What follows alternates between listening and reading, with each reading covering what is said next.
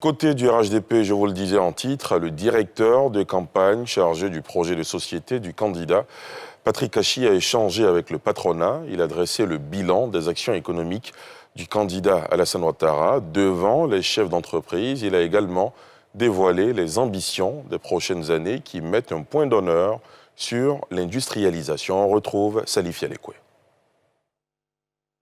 Le ministre d'État, secrétaire général de la présidence Patrick Achi, par ailleurs directeur de campagne chargé des projets de société du candidat du Rassemblement des Oufouettistes pour la démocratie et la paix, RHDP, était face au patronat ce mardi.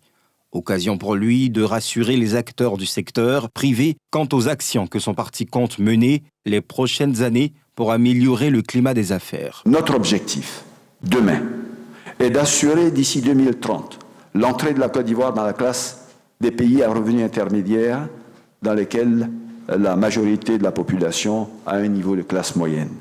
Pour atteindre ensemble cet objectif de prospérité et d'inclusion, il faudra pérenniser les acquis du développement retrouvé et renforcer notre résilience au choc extérieur. En deuxième lieu, accélérer notre marche pour propulser la majorité des Ivoiriens au statut de classe moyenne en soutenant un rythme annuel de croissance d'environ 8%. Nous devons tous admettre que pour atteindre ces objectifs ambitieux, de grands défis devront être relevés, notamment la diversification et la densification de notre économie afin de soutenir une croissance plus forte, à même de créer des emplois en nombre qui permettront de faire face aux dividendes démographiques de plus de 19 millions d'actifs en 2030.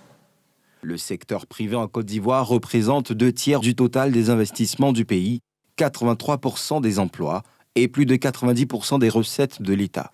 L'État de Côte d'Ivoire a mis en place le premier programme national de développement sur la période de 2012-2015, d'un montant de 11 000 milliards de francs CFA. Le second PND, lui, s'étend sur la période 2016-2020 pour un montant de 30 000 milliards de francs CFA et vise à relever les défis d'industrialisation de l'économie.